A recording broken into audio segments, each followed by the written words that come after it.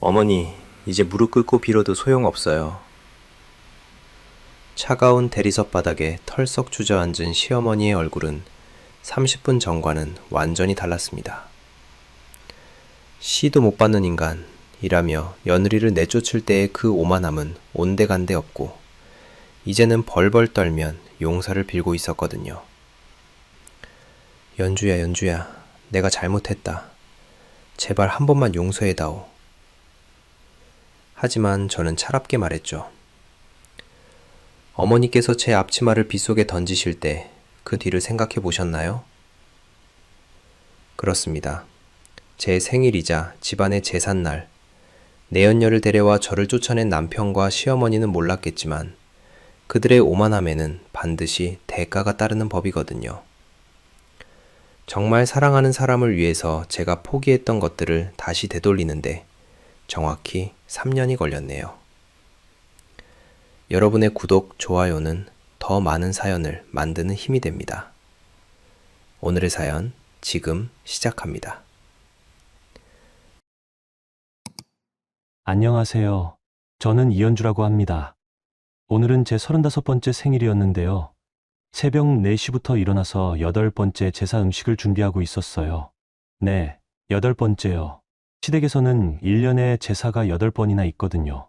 큰아버지, 작은아버지, 할아버지, 할머니. 정말 끝이 없죠. 그런데 매번 혼자서 모든 걸 준비해야 해요. 시어머니께서는 며느리가 해야 할 일이라고 하시거든요. 도마 위에서 물을 썰면서 생각해 봤어요. 3년 전 제가 왜 신분을 숨기고 이 집으로 시집 왔는지를요. 그땐 순진했죠. 평범한 사랑을 하고 싶었거든요.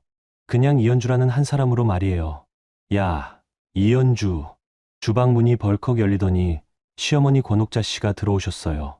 새벽부터 머리를 곱게 빗어 넘기고 오신 걸 보니 역시 오늘 손님이 많이 오시나 봐요. 생일이라고 게으름 피우는 거 아니지? 아니에요, 어머니. 전도 거의 다 부쳤고 나물도 다 무쳤어요. 시어머니는 제가 준비한 음식들을 하나하나 살펴보셨어요. 특히 전복을 유심히 보시더라고요.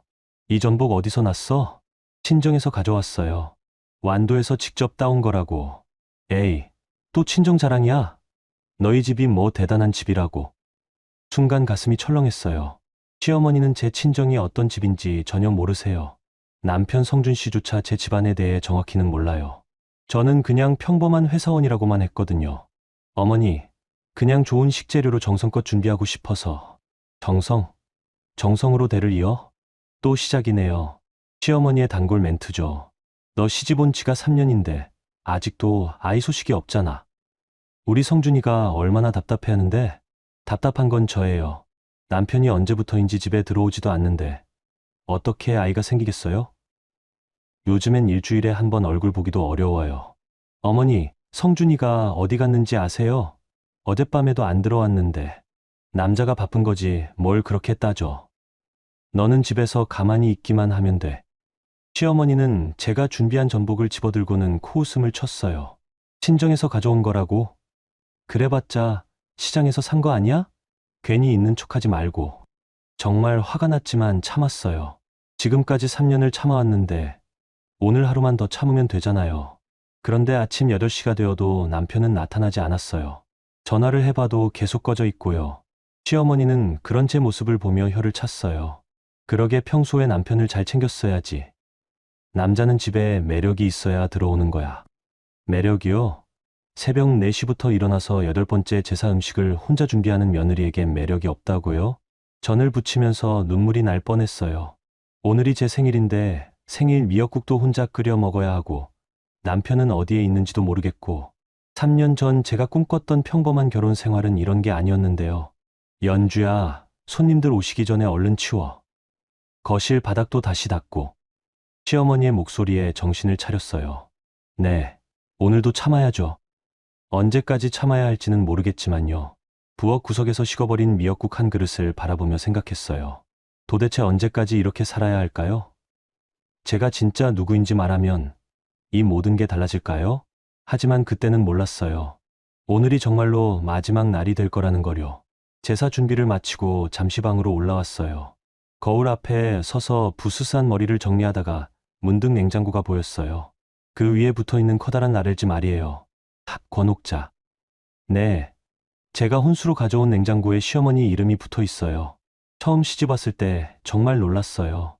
세탁기에도, 에어컨에도, 심지어 제가 쓰는 화장대에도 모두 권옥자라고 적힌 이름표가 붙어 있었거든요. 이게 뭐예요, 어머니? 그때 제가 물어봤더니 시어머니는 당연하다는 듯이 말씀하셨어요. 내 아들 돈으로 산 거니까 내 거지. 당연히 내 이름을 붙여야지. 말이 안 되죠. 제가 번 돈으로 혼수를 준비했는데 왜 시어머니 이름을 붙여야 해요? 하지만 그때도 참았어요. 신혼초라 그러니 했죠. 시간이 지나면서 라벨은 더 늘어났어요. 제가 친정에서 가져온 그릇에도, 제가 선물 받은 액자에도, 심지어 제 옷장 안 옷들에도 작은 스티커가 붙어 있었어요. 모두 권옥자라고 적힌 채로요. 연주야, 또 몰래 뭐 하는 거야? 문이 열리더니 시어머니가 들어오셨어요. 손에는 제 다이어리를 들고 계시더라고요. 어머니, 그건 제 일기장인데요. 이 집에서는 숨길 게 없어야지. 며느리가 뭘 생각하고 사는지 알아야 하지 않겠어? 시어머니는 제 일기장을 펼쳐보셨어요. 거기에는 남편에 대한 그리움이나 시댁에 대한 스트레스가 적혀 있었거든요. 야, 이게 뭐야? 오늘도 성준이는 늦게 들어왔다. 언제부터 이렇게 멀어진 걸까? 시어머니가 제 일기를 소리내어 읽으셨어요. 얼굴이 화끈거렸어요. 며느리가 남편 뒷담화를 일기에 써. 이게 교육받은 사람이 할 짓이야? 어머니, 그냥 제 마음을 정리하려고. 마음 정리는 무슨. 남편한테 잘해주면 되지. 왜 일기장에 투덜거려? 그러면서 시어머니는 제 휴대폰까지 확인하셨어요. 누구한테 전화했어? 아, 그냥 친구한테. 친구? 결혼한 여자가 무슨 친구야? 이제 가족이 우선이지. 사실 친정아버지께 전화를 드렸었거든요. 너무 힘들어서 조금이라도 위로를 받고 싶었어요. 하지만 시어머니께는 말씀드릴 수 없었어요. 연주야, 너 혹시 친정하고 무슨 돈 거래하는 거 아니지? 네. 무슨 말씀이세요? 너네 집에서 매달 용돈 주는 거 아니야? 아니면 내 통장에 돈 넣어주는 거? 순간 식은땀이 났어요. 실제로 친정에서는 제게 매달 생활비를 보내주거든요. 하지만 그 돈의 규모를 시어머니가 알면 큰일 나요. 아니에요, 어머니. 그냥 제가 번 돈으로 생활하고 있어요. 그럼 됐어. 시집 온 여자는 친정 신세 지면 안 돼. 시어머니는 제 옷장을 열어보셨어요. 거기에도 당연히 라벨이 붙어 있었죠. 이 옷들도 다 내 이름으로 되어 있네. 당연하지. 이 집에 있는 건 다 내 거니까. 그 순간 정말 서글펐어요. 제가 이 집에서 제 이름으로 된 게 뭐가 있을까요? 아무것도 없어요. 심지어 제 자신도 권옥자의 며느리로만 존재하는 것 같았어요. 연주야, 오늘 손님들 오시면 조심해서 대접해. 특히 큰형님 내외분한테는 절대 신뢰하면 안 돼. 알았지? 네, 어머니. 그리고 내가 어디서 왔는지 자세히 말하지 마. 그냥 평범한 집안 딸이라고 하면 돼. 이상했어요. 왜 제 출신을 숨기려고 하실까요? 혹시 시어머니도 뭔가 알고 계시는 건 아닐까요? 어머니, 혹시 제 친정에 대해서 뭔가? 왜? 무슨 말이야? 아니에요. 그냥. 시어머니는 제 어깨에 손을 올리고 말씀하셨어요. 연주야, 너는 이제 우리 집 사람이야. 과거는 다 잊어버리고 우리 집안 사람으로만 살면 돼. 알았지? 그 손길이 따뜻하다고 느껴질 뻔했는데 시어머니의 다음 말을 듣고는 온몸이 차가워졌어요. 그런데 정말 언제 배에 소식 들려줄 거야? 우리 성준이도 답답해하고 있는데 결국 저는 아이 낳는 기계일 뿐이군요. 제 이름도 제 과거도 제 감정도 모두 라벨로 덮어버리고 그냥 아들을 위한 도구로만 살라는 거네요. 방문을 나서며 마지막으로 냉장고에 라벨을 보았어요. 권옥자라고 적힌 그 글씨가 유독 크게 보였어요. 그때는 몰랐죠. 그 라벨들이 나중에는 독이 될 거라는 거요. 오후 2시 드디어 제사가 시작되었어요. 큰아버지, 작은아버지, 사촌들까지 20명 가까운 사람들이 모였어요. 저는 부엌에서 마지막 준비를 하고 있었는데 문 밖에서 낯선 소리가 들렸어요. 똑똑똑 하이힐 소리였어요. 그런데 우리 집 여자들은 모두 제사 때는 편한 신발을 신거든요. 누구일까요? 성준이다. 큰어머니의 반가운 목소리가 들렸어요. 드디어 남편이 왔구나 싶어서 급하게 앞치마를 정리했어요. 그런데 이상했어요. 웬 여자 목소리가 함께 들렸거든요. 안녕하세요. 처음 뵙겠습니다. 밝고 예쁜 목소리였어요. 저는 부엌문을 살짝 열어서 거실을 내다봤어요. 그리고 그 순간 세상이 무너지는 걸 느꼈어요. 남편 성준이가 한 여자의 손을 잡고 들어오고 있었거든요. 그것도 만삭의 배를 가진 여자 말이에요. 여자는 예쁘고 어려 보였어요. 25, 26, 화려한 원피스를 입고 있었고 배가 정말 많이 불러 있었어요. 언제부터였을까요? 제가 모르는 사이에 이런 일이. 얘들아, 소개할게. 성준이가 친척들을 바라보며 말했어요. 그 표정이 제가 본 적 없는 표정이었어요. 정말 행복해 보였어요. 이 사람이 서윤이야. 그리고 성준이가 여자의 배를 쓰다듬었어요. 우리 집안의 귀한 대를 이어줄 아이를 가지고 있어. 그 순간 거실이 조용해졌어요. 친척들도 당황한 것 같았어요. 하지만 더 충격적인 건 시어머니의 반응이었어요. 어머, 서윤아, 오느라 수고했다. 시어머니가 서윤이라는 여자를 반갑게 맞이하고 있었어요. 마치 이미 알고 있었다는 듯이요. 어머님, 이렇게 중요한 자리에 불러주셔서 감사해요. 뭘, 당연하지. 너는 이제 우리 집안의 귀한 몸이야. 귀한 몸이라고요? 그럼 저는 뭐예요? 3년 동안 이 집에서 며느리 노릇을 한 저는 뭐가 되는 거예요? 부엌문 뒤에서 벌벌 떨면서 듣고 있는데 큰아버지가 조심스럽게 물어보셨어요. 그런데 성준아, 연주는 어디 있니? 아, 연주요? 성준이가 처음으로 제 이름을 언급했어요. 그런데 그 말투가 연주는 뭐 있어봤자 소용없죠. 소용없다고요? 제가 소용없다고요? 이제 서윤이가 있으니까 됐어요.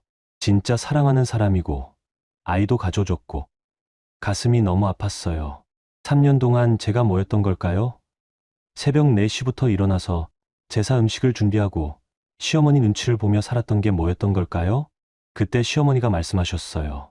얘들아, 이제 우리 집안도 대가 끊기지 않겠다. 서윤이가 아들을 가졌거든.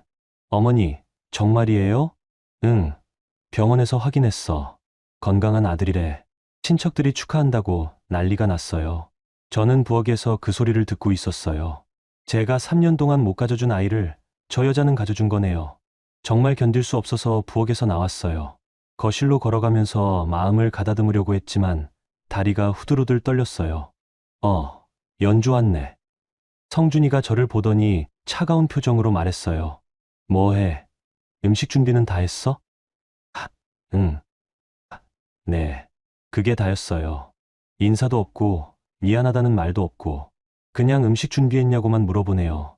서윤이라는 여자는 저를 위아래로 훑어보더니 작게 웃었어요. 아, 이분이 성준 오빠의 전 와이프세요? 전 와이프는 아니고 아직 정리 안 됐어. 정리 안 됐다고요? 제가 물건이에요? 연주야, 어서 음식 가져와. 시어머니가 저를 재촉했어요. 저는 로봇처럼 부엌으로 가서 제사 음식들을 가져왔어요.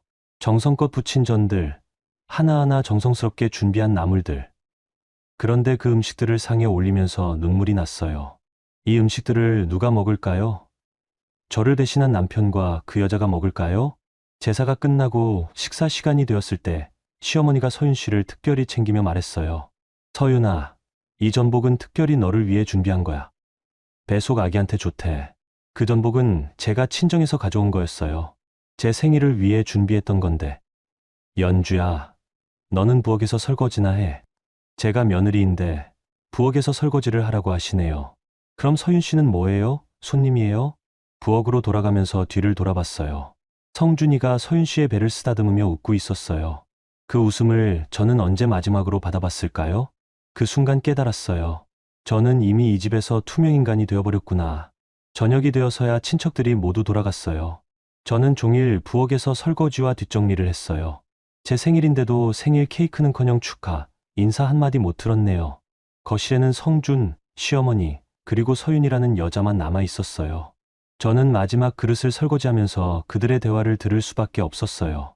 서윤아, 이제 이 집이 내 집이나 다름없어. 어머님, 감사해요. 정말 꿈만 같아요. 꿈이 아니야. 이제 우리 집안의 진짜 며느리가 되는 거지. 진짜 며느리라고요? 그럼 저는 가짜 며느리였다는 건가요? 성준아, 이제 연주 문제는 어떻게 할 거야? 시어머니의 말에 가슴이 쿵했어요. 연주 문제, 제가 문제라는 건가요? 아, 그거요? 벌써 변호사랑 상담했어요. 이혼 말이지. 네, 간단하게 정리될 거예요. 재산 분할도 없고 위자료도 안 줄 거고요. 재산 분할이 없다고요? 제가 이 집에 들인 돈이 얼마인데요? 혼수만 해도 억 단위였는데. 잘했어. 시도 못 받는 여자한테 뭘 줘? 시어머니의 말에 서윤이가 낄낄거리며 웃었어요. 그런데 오빠, 연주 씨는 어디서 뭘 하고 살 거예요? 글쎄, 친정으로 가겠지 뭐. 아니면 어디 취직이라도 하고. 취직이라도 하라고요? 제가 누군지도 모르면서 그때 성준이가 일어나더니 서류 봉투를 들고 부엌으로 왔어요. 연주야, 잠깐. 네, 이거 사인해. 이혼 서류였어요. 이미 성준이 쪽은 다 사인이 되어 있고 제 서명만 남아 있었어요. 갑자기 왜 이런 걸? 갑자기? 우리가 언제부터 부부답게 살았어. 이미 끝난 관계야. 끝난 관계라고요? 제가 3년 동안 뭘 했던 건가요? 성준 씨, 저는 뭐라고? 성준이의 목소리가 차가워졌어요. 혹시 재산 분할 받겠다는 거야? 위자료 달라는 거야? 아니에요. 그게 아니라. 그럼 뭐야? 아, 혹시 서윤이한테 질투하는 거야? 질투라고요? 배신당한 아내가 질투를 한다고요? 아니에요. 그냥 너무 갑작스럽고 갑작스럽긴 뭐가 갑작스러워. 너도 눈치챘을 거 아니야. 눈치채라고요? 제가 언제 눈치를 챌 수 있었겠어요? 매일 새벽부터 밤까지 집안일만 하고 있었는데 그때 시어머니와 소윤 씨가 부엌으로 들어왔어요. 연주야, 어서 사인해. 이미 다 끝난 일이잖아. 어머니는 무슨 어머니야? 이제 남남이지. 남남이라고요? 3년 동안 어머니라고 부르며 살았는데. 연주 씨, 저도 미안해요. 서윤이가 배를 쓰다듬으며 말했어요. 하지만 사랑은 어쩔 수 없잖아요. 성준 오빠랑 저는 진짜 사랑해요. 진짜 사랑이라고요? 불륜이 진짜 사랑이라고요? 그리고 이 아이도 성준 오빠를 많이 닮았어요. 초음파 사진에서도. 그 순간 머리가 하얘졌어요. 더 이상 참을 수가 없었어요. 서명 안 할 거예요. 성준이가 놀란 표정으로 저를 봤어요. 이혼 서명 안 할 거예요. 전 아직 준비가 안 됐어요.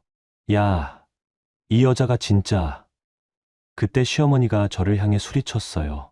야, 이연주, 지금 뭐 하는 거야? 어서 사인하고 꺼져. 꺼지라고요? 제가 꺼지라고요? 시도 못 받는 인간이 여기서 뭘 하겠다는 거야?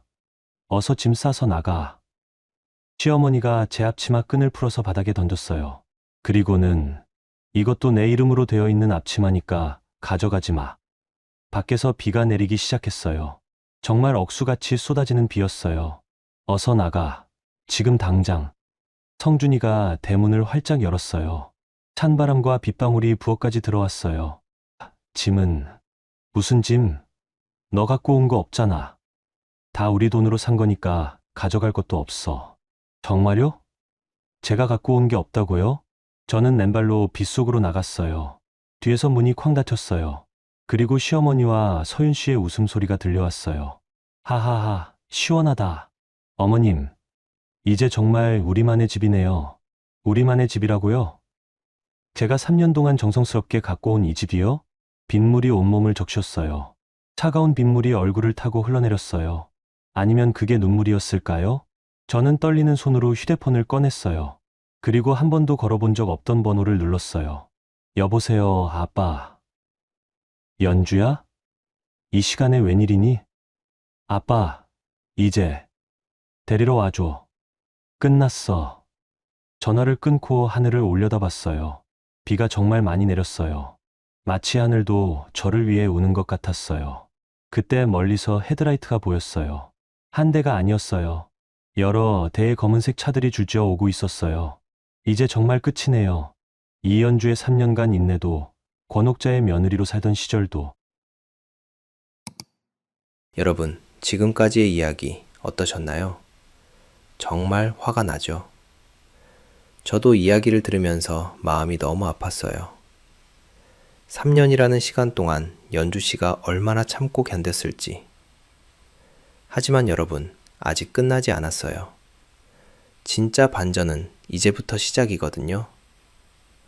그 오만했던 사람들이 어떻게 될지 정말 궁금하지 않으세요? 그럼 여러분, 다음 이야기도 계속 들어봐 주세요. 다음 날 오전 10시 서울 강남에 있는 JK그룹 본사 40층 상무실이었어요. 저는 거울 앞에서 머리를 단정하게 빗어 넘기고 있었어요. 어제의 그 촌스럽고 초라한 며느리 복장은 온데간데 없었어요. 검은색 정장에 하이힐, 그리고 아버지가 물려주신 다이아몬드 목걸이까지. 이게 진짜 제 모습이거든요. 상무님, 연순 할머니께서 도착하셨습니다. 비서가 인터폰으로 알려줬어요. 네, 연순 할머니요. 제가 시장에서 유일하게 마음을 터놓고 지낸 분이세요. 겉으로는 그냥 반찬 가게 할머니 같지만 사실은 이 동네에서 30년을 사신 정보통이거든요. 들어오시라고 해요. 할머니가 들어오시면서 깜짝 놀라셨어요. 어머, 연주야? 이게 너구나. 네, 할머니. 앉으세요. 할머니는 제가 차려드린 차를 마시면서도 계속 신기하다는 표정이었어요. 그런데 여기가 어딘지 알고 있니? JK그룹이야. 우리나라에서 세 손가락 안에 드는 대기업이잖아. 네, 알고 있어요. 여기가 제 아버지 회사거든요. 할머니가 차를 뿜을 뻔하셨어요. 뭐라고? 너희 아버지가? 네. JK그룹 회장 이재훈이 제 아버지예요. 할머니는 한참 동안 말을 못 하셨어요. 그럴 만하죠. 3년 동안 이 시장에서 만난 수수한 며느리가 갑자기 재벌가 딸이라니까요. 그럼 너는 왜 그 고생을? 평범한 사랑을 해보고 싶었어요. 제 신분 때문이 아닌 그냥 이현주라는 사람 자체로 사랑받고 싶었거든요. 할머니가 제 손을 꽉 잡았어요. 얘야, 고생 많이 했구나. 그렇게 인사를 나누고 본격적인 이야기를 시작했어요. 할머니, 제가 부탁했던 자료들 있어요? 그럼, 있고 말고. 그런데 정말 놀랐어. 그 한소윤이라는 년이 이런 년인 줄 몰랐네. 할머니가 두꺼운 파일을 꺼내셨어요. 거기에는 서윤 씨의 과거 자료들이 가득 들어 있었어요. 2년이 벌써 세 번째야. 결혼한 남자들만 골라서 접근하는 꽃뱀거든. 세 번째요? 응. 첫 번째는 대구에서 치킨집 사장, 두 번째는 부산에서 카페 사장. 다 임신했다고 해서 돈 뜯어내고 나중에는 유산했다고 하더라고. 정말 충격적이었어요. 그럼 서윤 씨가 임신했다는 것도. 할머니, 혹시 이번 임신도? 글쎄, 확인해봐야겠지만 의심스럽긴 해. 2년 병원 기록을 보니까 임신 관련해서 뭔가 이상하거든. 할머니는 또 다른 서류를 보여주셨어요. 그리고 이것 봐. 2년이 너희 남편 만나기 전에 이미 다른 남자랑 동거하고 있었어. 다른 남자요? 응. 강남에서 유흥업소 운영하는 남자야. 나이도 50이 넘었고 점점 더 놀라운 사실들이 나왔어요. 서윤 씨는 제가 생각했던 순진한 비서가 아니었어요. 완전히 계획적으로 우리 집안에 접근한 거였거든요. 연주야. 그런데 너는 이제 어떻게 할 거야? 복수할 거예요. 할머니. 제가 단호하게 말하자 할머니가 걱정스러운 표정을 지었어요. 복수가 뭐 그리 쉬운 줄 아니? 그냥 이혼하고 새로 시작하는 게 낫지 않겠니? 안 돼요. 저를 그렇게 무시한 대가를 치러야 해요. 저는 책상 위의 서류를 할머니께 보여드렸어요. 성준건설의 최대 주주가 누군지 아세요? 글쎄, 모르겠는데. JK유통이에요. 저희 계열사 중 하나죠. 할머니의 눈이 커졌어요. 그럼 설마. 네, 성준 씨가 그렇게 자랑하던 건설회사는 사실 제 아버지 돈으로 운영되고 있었던 거예요. 저는 만년필을 꺼내서 서류에 서명했어요. JK유통에서 성준건설로 가던 모든 자금 지원을 중단한다는 내용이었어요. 연주야, 정말 괜찮겠니? 괜찮아요, 할머니. 이제 제가 누구인지 알려줄 때가 됐어요. 서명을 마치고 비서를 불렀어요. 이 서류 즉시 성준건설로 보내주세요. 그리고 관련 부서에 통보해서 오늘 안으로 모든 거래를 중단하라고 하세요. 네, 상무님. 비서가 나간 후 할머니가 조심스럽게 물어보셨어요. 연주야, 그런데 정말 후회 안 하겠니? 3년 동안 너도 정은 있었을 텐데. 정이요? 저는 창밖을 바라보며 말했어요. 할머니, 제가 생일날 새벽 4시에 일어나서 8번째 제사 음식을 준비할 때 제 남편은 다른 여자와 호텔에 있었어요. 할머니가 한숨을 쉬셨어요. 그리고 시어머니는 제가 가져온 모든 물건에 자기 이름을 붙여놨어요. 냉장고, 세탁기, 심지어 제 옷장까지도요. 저는 책상 위에 또 다른 서류를 보였어요. 이제는 제가 라벨을 붙일 차례예요. 그 서류에는 성준건설 인수계획서가 적혀 있었어요. 부도가 나면 저희가 헐값에 인수할 거예요.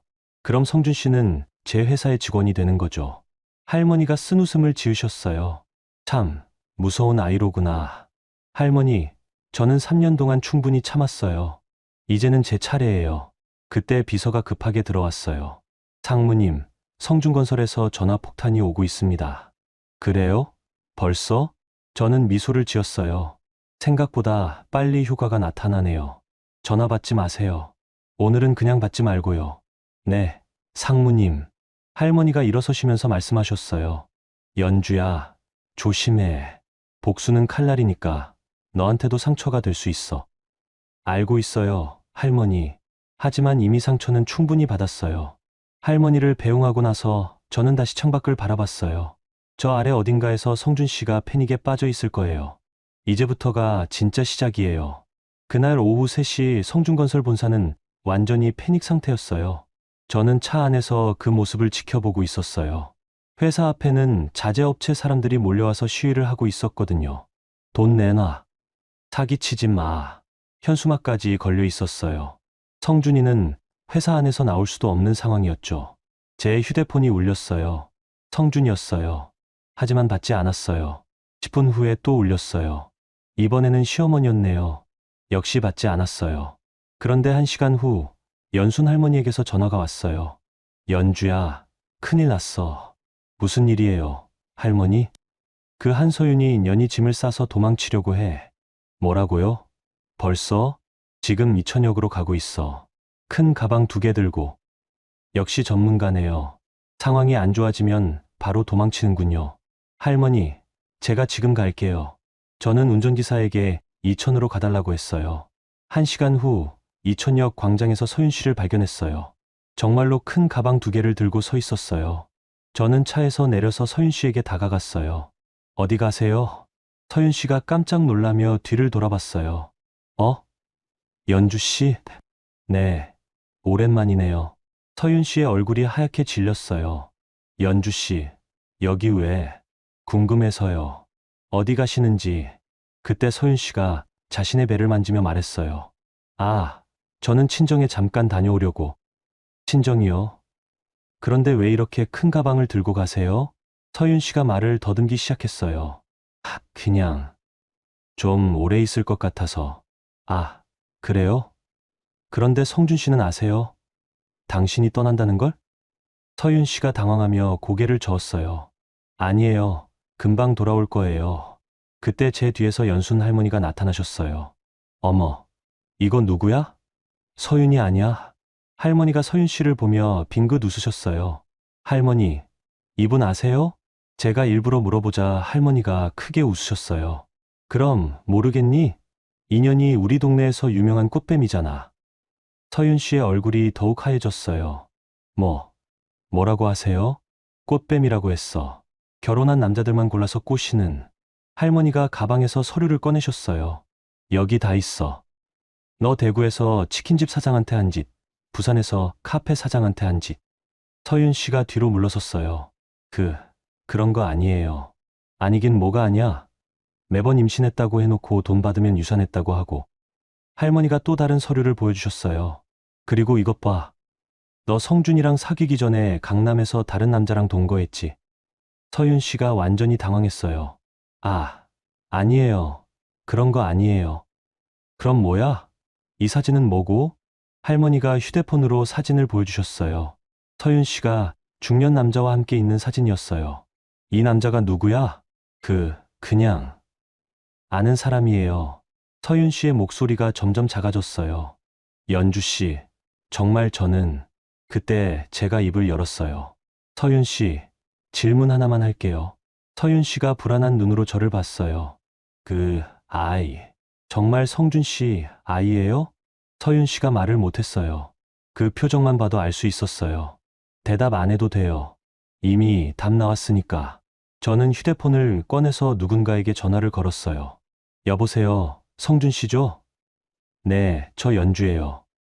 전화 너머로 성준이의 절박한 목소리가 들렸어요. 연주야, 어디 있어? 우리 얘기 좀 하자. 얘기요? 지금 제가 이천역에 있는데 여기 서윤 씨도 있어요. 뭐, 서윤이가 왜 거기에? 성준이가 당황하는 게 느껴졌어요. 큰 가방 2개 들고 어디 가려던 것 같은데요? 뭐라고? 참, 그리고 서윤 씨 배 수옥 아이 이야기도 하고 싶고요. 전화가 조용해졌어요. 성준 씨, 혹시 DNA 검사 받아보셨어요? 무슨 말이야? 아, 안 받아보셨구나. 그럼 받아보세요. 재미있는 결과 나올 거예요. 그리고 전화를 끊었어요. 서윤 씨는 이미 얼굴이 파래져 있었어요. 연주 씨, 제발. 제발, 뭐요? 이런 식으로 하지 말아요. 저는 서윤 씨의 가방을 가리켰어요. 그 가방 안에 뭐가 들어있어요? 옷이요. 옷만요? 할머니가 가방을 열어보셨어요. 그 안에는 옷뿐만 아니라 돈다발도 들어있었어요. 이 돈은 뭐야? 그냥 생활비요. 생활비가 이렇게 많아. 몇 천만 원은 되겠는데. 서윤 씨가 더 이상 변명하지 못했어요. 저는 마지막으로 말했어요. 서윤 씨, 이제 게임 끝났어요. 성준 씨도 곧 진실을 알게 될 거고, 시어머니도 마찬가지고요. 서윤 씨가 무릎을 꿇었어요. 연주 씨, 제발 용서해 주세요. 저도 먹고 살려고요. 그럼 저는 뭐예요? 저도 먹고 살려고 3년 동안 참았던 거예요. 그때 멀리서 성준이의 차가 나타났어요. 아마 급하게 달려온 것 같았어요. 이제 정말 재미있어지겠네요. 다음날 오전 11시 JK그룹 회장실 앞 복도였어요. 저는 일찍 와서 아버지와 미리 이야기를 나눴어요. 연주야, 정말 괜찮겠니? 네, 아버지. 이제 정리할 때가 됐어요. 아버지가 제 손을 꽉 잡아주셨어요. 고생 많았다, 우리 딸. 11시 정각에 성준과 시어머니 권옥자 씨가 도착했어요. 두 사람 모두 평소와는 다른 모습이었어요. 성준은 초라한 정장을 입고 있었고, 시어머니는 화려했던 옷차림 대신 검은색 원피스를 입고 계셨어요. 저희가 회장님과 약속이 있는데요. 성준이 접수 직원에게 말했어요. 목소리가 떨리고 있었어요. 네, 잠시만 기다려주세요. 30분을 기다렸어요. 그 30분 동안 성준과 시어머니는 계속 불안해했어요. 성준아, 정말 괜찮을까? 괜찮을 거예요, 어머니. 제가 JK그룹과 오랫동안 거래해온 사이니까요. 거래해온 사이라고요? 자신이 누구 덕분에 그 거래를 할 수 있었는지 전혀 모르고 있네요. 그런데 어제 서윤이 일은 어떻게 된 거야? 모르겠어요. 갑자기 사라져버렸어요. 성준의 얼굴이 어두워졌어요. 어제 서윤 씨와 DNA 검사 결과를 확인했나 보네요. 드디어 비서가 나타났어요. 성준건설 박성준 대표님, 권옥자 여사님, 회장님께서 뵙겠다고 하십니다. 두 사람이 떨리는 다리로 회장실 문을 열었어요. 저는 이미 상무 자리에 앉아 있었어요. 아버지 옆자리에 말이에요. 성준과 시어머니가 들어오더니 아버지께 고개를 숙였어요. 안녕하십니까, 회장님. 성준건설의 박성준입니다. JK그룹과 오랫동안 거래해온. 시어머니도 인사를 드리려다가 갑자기 멈췄어요. 제가 보였거든요. 저기. 성준도 저를 발견했어요. 두 사람의 얼굴이 하얗게 변했어요. 연주야? 너 여기 왜? 그때 아버지가 입을 여셨어요. 소개하겠습니다. 우리 JK그룹의 상무이사이자 제 딸인 이연주입니다. 회장실이 조용해졌어요. 바늘 떨어지는 소리까지 들릴 것 같았어요. 뭐라고 하셨습니까? 성준이 다시 물어봤어요. 제 딸 연주가 JK그룹의 상무이사라고 했습니다. 시어머니가 갑자기 비틀거렸어요. 의자에 앉으려다가 그만 바닥에 주저앉고 말았어요. 어머니, 성준이 시어머니를 부축했어요. 하지만 시어머니는 계속 절 바라보며 중얼거렸어요. 안 돼. 안 돼. 이럴 리 없어. 저는 천천히 일어나서 그들에게 다가갔어요. 어머니, 안녕하세요. 시어머니가 저를 보며 말을 더듬었어요. 연주야. 이게 무슨... 3년 전에 말씀드렸잖아요. 평범한 사랑을 해보고 싶다고. 성준이 황급히 말했어요. 연주야, 미안해. 내가 정말 몰랐어. 내가 이런... 몰랐다고요? 저는 책상으로 돌아가서 서류를 꺼냈어요. 성준건설의 최대 투자자가 JK유통이라는 걸 몰랐다고요? 그건... 지난 3년간 총 50억 원을 투자받았는데 몰랐다고요? 성준의 입이 벌어졌어요. 그럼 그 돈이 모두 네, 제 아버지 돈이었어요. 정확히는 제가 승인한 투자였고요. 시어머니가 무릎을 꿇고 제게 기어왔어요. 연주야, 연주야. 어머니가 잘못했다. 정말 몰랐어. 저는 시어머니를 내려다보며 말했어요. 어머니, 제 혼수품에 어머니 이름 붙이신 것도 몰랐기 때문인가요? 그건 제 앞치마를 빗속에 던지신 것도 몰랐기 때문인가요? 시어머니가 울기 시작했어요. 연주야, 제발, 제발 용서해다오. 성준도 무릎을 꿇었어요. 연주야, 내가 정말 미안해. 다시 시작하자. 우리 다시 시작하면 안 될까? 다시 시작이라고요? 성준 씨, 어제 DNA 검사 결과 어떻게 나왔어요? 성준의 얼굴이 더욱 창백해졌어요.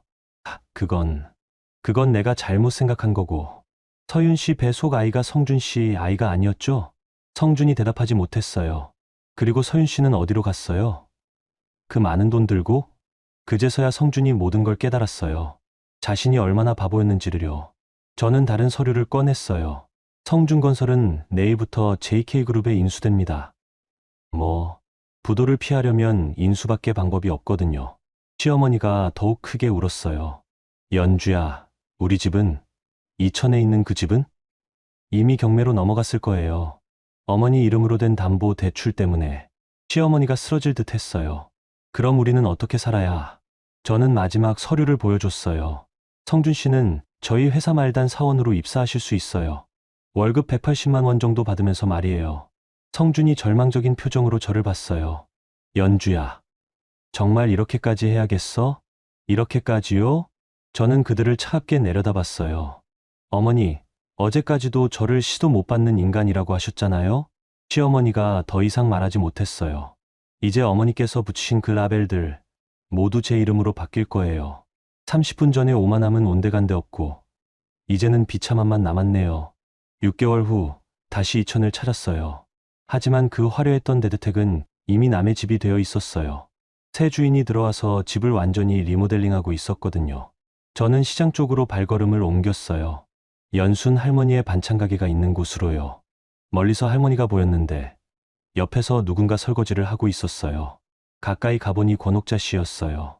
예전에 그 화려한 모습은 온데간데 없고 낡은 앞치마를 두르고 설거지를 하고 계셨어요. 어머, 연주야. 할머니가 저를 보고 반갑게 손을 흔드셨어요. 할머니, 안녕하세요. 권옥자 씨도 저를 봤어요. 하지만 예전처럼 반갑거나 오만하지 않았어요. 그냥 조용히 고개만 숙였어요. 연주야, 이리 와서 앉아. 할머니가 의자를 가져다 주셨어요. 권옥자 씨는 계속 설거지를 하고 있었어요. 할머니, 어떻게 지내세요? 나야 잘 지내지. 그런데 너는 어떠니? 회사 일은 잘 되고? 저는 할머니께 커피를 사드리며 말했어요. 네, 잘 되고 있어요. 이제 정말 제 일에 집중할 수 있게 됐어요. 할머니가 권옥자 씨를 힐끗 보더니 작은 목소리로 말씀하셨어요. 저 사람도 참 많이 달라졌어. 어떡해요? 예전처럼 거만하지도 않고 일도 열심히 해. 처음에는 투덜거렸는데 이제는 그냥 시키는 대로 해. 권옥자 씨가 설거지를 마치고 다가왔어요. 연주야. 목소리가 많이 달라져 있었어요. 예전에 그 날카로운 톤이 아니라 조용하고 지친 목소리였어요. 네, 어머니. 어머니라고 부르니까 권옥자 씨의 눈에 눈물이 맺혔어요. 연주야, 어머니가 정말 잘못했다. 그때 내가 정말 미쳤었나 봐. 어떻게 그렇게 할 수가 있었지? 권옥자 씨가 제 앞에 앉았어요. 손이 많이 거칠어져 있었어요. 너 신분 알고 나서 며칠 동안 잠을 못 잤어. 내가 어떤 짓을 한 건지. 어머니, 그 라벨들, 너한테 얼마나 상처가 됐을지. 권옥자 씨가 고개를 숙였어요. 연주야, 어머니가 마지막으로 한 가지만 부탁할게. 뭐든지 말씀하세요. 성준이 그 자식, 용서해주면 안 될까? 저는 잠시 생각했어요. 성준 씨는 지금 JK그룹 말단 사원으로 일하고 있어요. 매일 지하철을 타고 출근하고 작은 원룸에서 살고 있죠. 어머니, 성준 씨는 지금 어떻게 지내세요? 많이 달라졌어. 정말 많이. 술도 끊었고 일찍 들어와서 반성문 같은 것도 써. 반성문이라고요? 매일 너한테 편지를 써. 보내지는 않지만 자기가 얼마나 잘못했는지 적는 거야. 그래요? 편지를요? 할머니가 끼어드셨어요. 연주야, 그런데 너는 앞으로 어떻게 할 거야? 새로 시작할 생각은 없고. 새로 시작이요? 응. 새로운 사람 만나서 결혼하고. 저는 하늘을 올려다봤어요. 파란 하늘에 구름이 떠 있었어요. 아직은 생각 없어요. 일이 재미있거든요. 정말이었어요. JK그룹 상무로 일하는 게 훨씬 재미있었어요. 제 의견이 존중받고, 제 결정이 회사에 반영되고, 무엇보다 제가 저 자신으로 살 수 있었거든요. 그리고 할머니, 저 재단 하나 만들려고 해요. 재단. 네. 저처럼 어려움에 처한 여성들을 도와주는 재단이요. 할머니가 박수를 치셨어요. 좋은 일이네. 이름은 뭘로 할 거야? 이연주 재단이요. 권옥자 씨가 고개를 들었어요. 연주야, 그 재단 이름에 어머니도 도움이 될까? 어떻게요? 내가 얼마나 잘못했는지, 며느리들한테 어떻게 하면 안 되는지, 그런 걸 증언해 줄 수 있어. 저는 권옥자 씨를 바라봤어요. 정말 많이 달라져 있었어요. 어머니, 정말 그렇게 하실 거예요? 응. 내가 한 일을 다른 시어머니들이 따라하면 안 되지. 그때 제 휴대폰이 울렸어요. 회사에서 중요한 회의가 있다는 연락이었어요. 할머니, 어머니, 저 먼저 가볼게요. 응, 그래라. 조심히 가고, 차에 타기 전에 마지막으로 권옥자 씨를 봤어요. 어머니, 앞으로 건강하게 지내세요. 연주야, 너도 행복해야 해. 꼭. 차가 출발하면서 백미러로 권옥자 씨를 봤어요. 손을 흔들고 계시더라고요. 예전에 그 오만한 모습이 아니라 그냥 평범한 할머니의 모습으로요. 서울로 가는 길에 성준 씨에게서 문자가 왔어요. 연주야, 오늘도 편지 썼다. 언젠가는 용기 내서 보낼 수 있을 거야. 내가 용서해주지 않아도 괜찮다. 그냥 내 마음을 정리하는 거니까 건강해라. 창밖으로 가을 하늘이 보였어요. 맑고 높은 하늘이었어요. 마치 제 마음처럼 말이에요. 3년 전에 제가 꿈꿨던 평범한 사랑은 이루지 못했지만 진짜 제 자신을 찾았어요. 권옥자라는 라벨이 아닌 이연주라는 이름으로 살 수 있게 되었거든요. 그리고 이제는 다른 여성들도 저처럼 자신의 이름으로 살 수 있도록 도와줄 거예요. 비가 내리기 시작했어요. 하지만 이번에는 차 안에서 따뜻하게 비를 바라보고 있었어요. 빗속에 쫓겨나던 그날과는 완전히 달랐죠. 이제 정말 자유예요. 여러분, 오늘 이야기 어떠셨어요? 정말 속 시원하지 않으셨나요?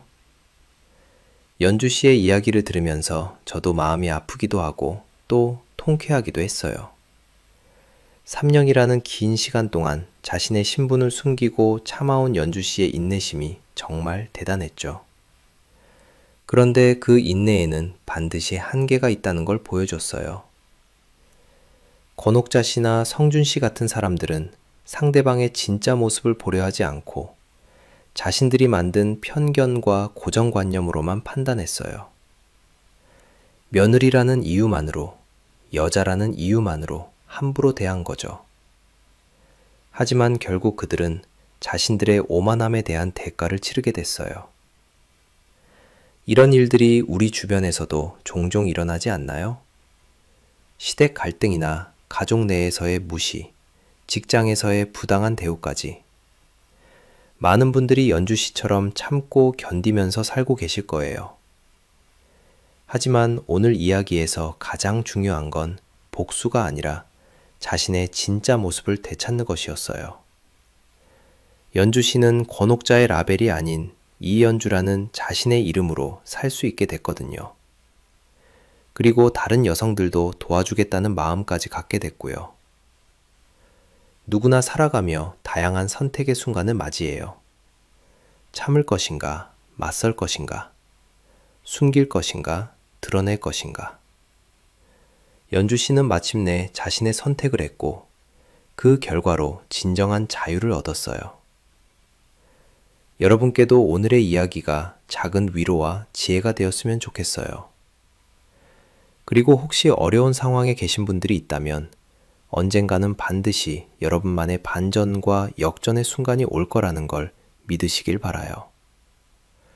구독과 좋아요 부탁드립니다.